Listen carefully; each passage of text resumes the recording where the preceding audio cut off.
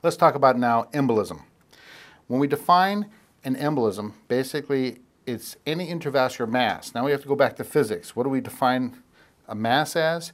A solid, liquid, or gas that is now carried downstream from the point of origin where it forms or enters and now travels to a distant site and causes an occlusion, typically somewhere else in the body. The composition of the emboli, 98 to 99% of all emboli that you clinically come across or on the USMLE is from a thrombus.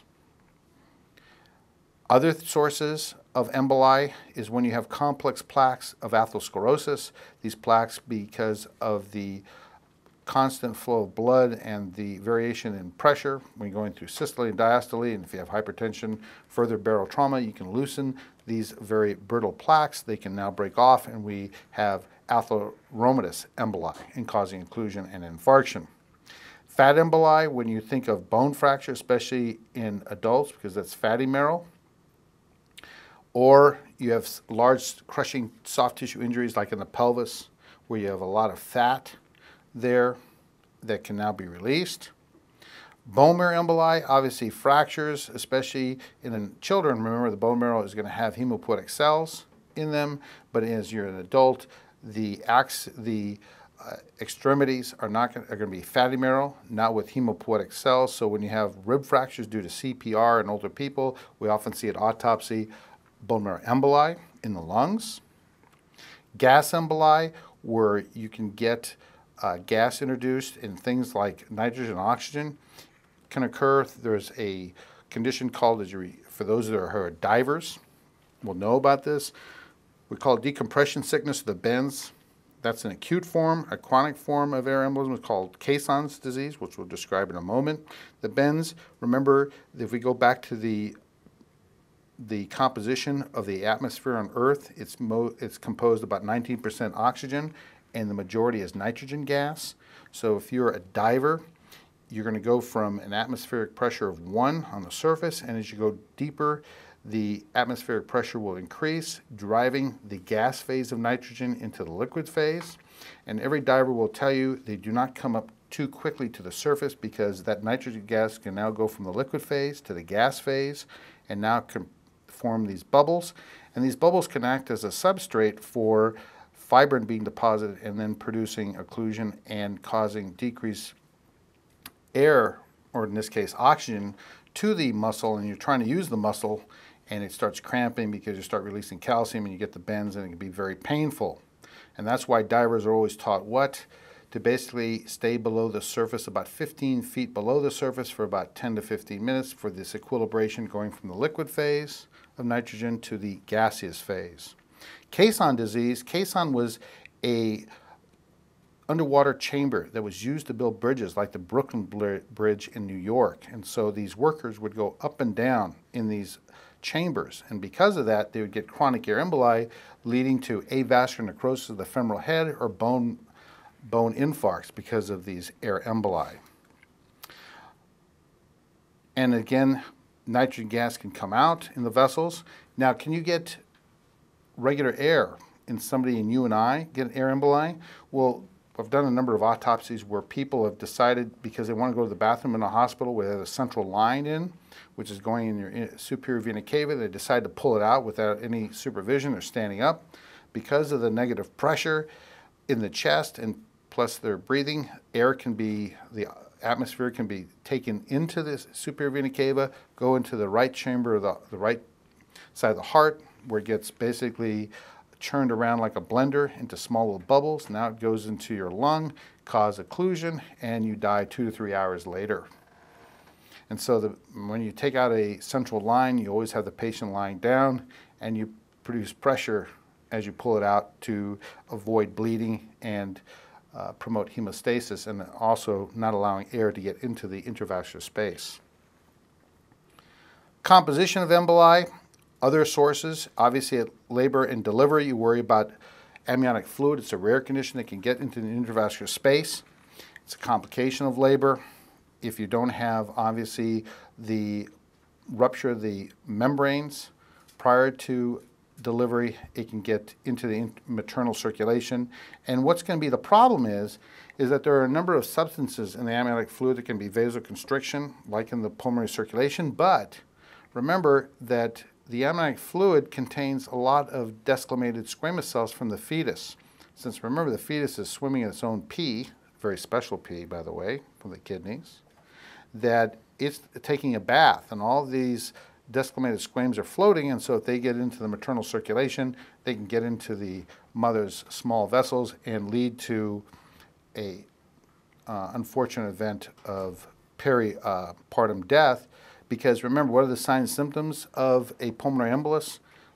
In this case, due to the desquamated squamous cells going to maternal lung, you have to think about acute onset of shortness of breath. Obviously, arterial blood gas would show decreased oxygenation. And then what is the heart going to do reflexively is tachycardia.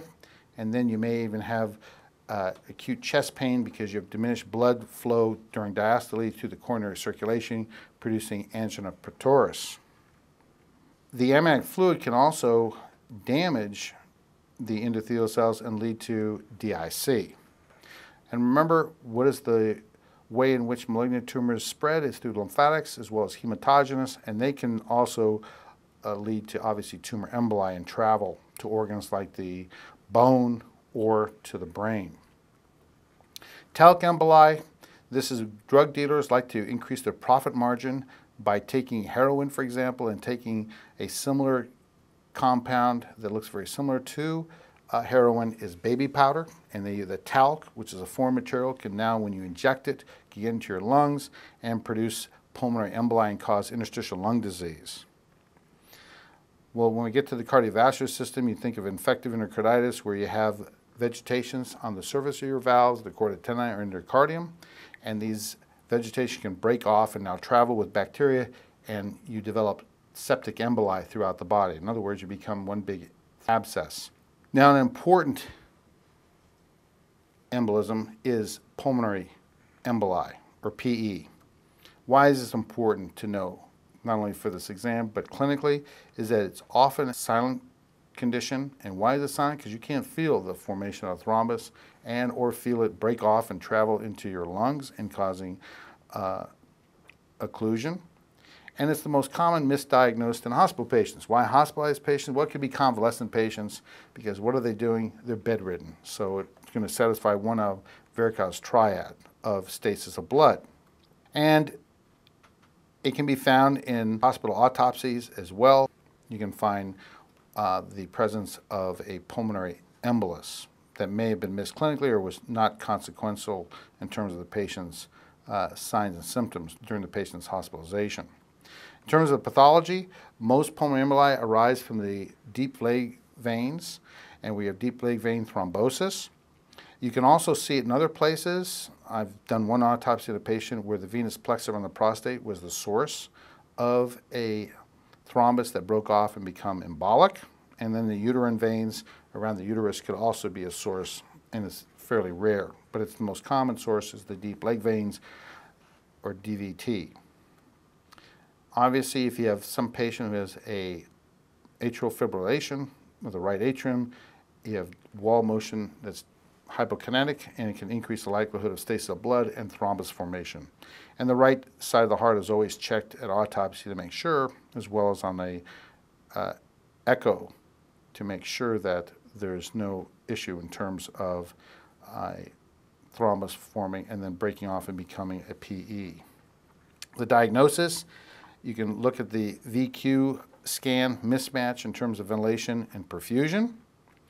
Doppler, obviously the deep leg veins, we have decreased flow. You suspect a deep leg vein thrombosis. And then you may even look at, since you're forming a thrombus, you have to worry about D-dimers can be increased, like in DIC, because there's also going to be a fibrolytic pathway being initiated. In terms of pulmonary emboli, what are the outcomes? About 75% of the time, it shows no clinical signs or symptoms or complications because the fibrolytic pathway is taken care of, depending upon how much of the lung is involved in terms of the occlusive process. About 15% can go on to infarction of a localized area within the lung. Obviously, if it's a massive pulmonary embolus where you include both pulmonary arteries left and right, or the pulmonary trunk, that would lead to decreased blood flow to the left side, as well as oxygenation, and obviously your blood pressure would drop precipitously, leading to an acute death.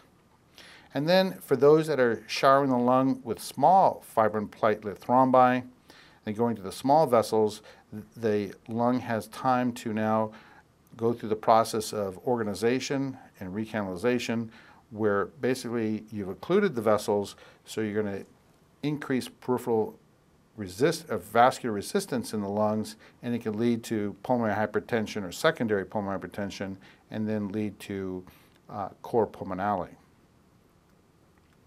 Systemic arterial emboli mostly arise in the heart, especially on the left side, because most of the time we see infarction or damage to the heart is on the left side. It can also occur on the right.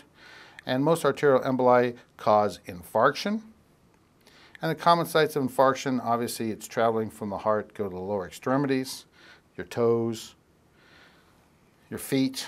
It can go through the carotids and vertebral vessels to the circle of Willis and lead to brain infarcts. It can go through the superior and inferior mesenteric arteries, leading to infarction of the intestine, go through the renal arteries, leading to infarct in the kidney, and the splenic artery, which is a branch of the celiac trunk, which could also lead to splenic infarction. Now you may come across a very unique type of embolus called a paradoxical embolus, and when we think of a PE, it starts in the venous side, it travels to the right side of the heart, goes to the lung, but you can also get emboli getting to the opposite side of the heart, the left side, and we call this a paradoxical. In order for this to be accomplished, typically what one sees is a septal defect in the heart that allows the traveling thrombus, in this case embolus, to gain access to the left side through a septal defect.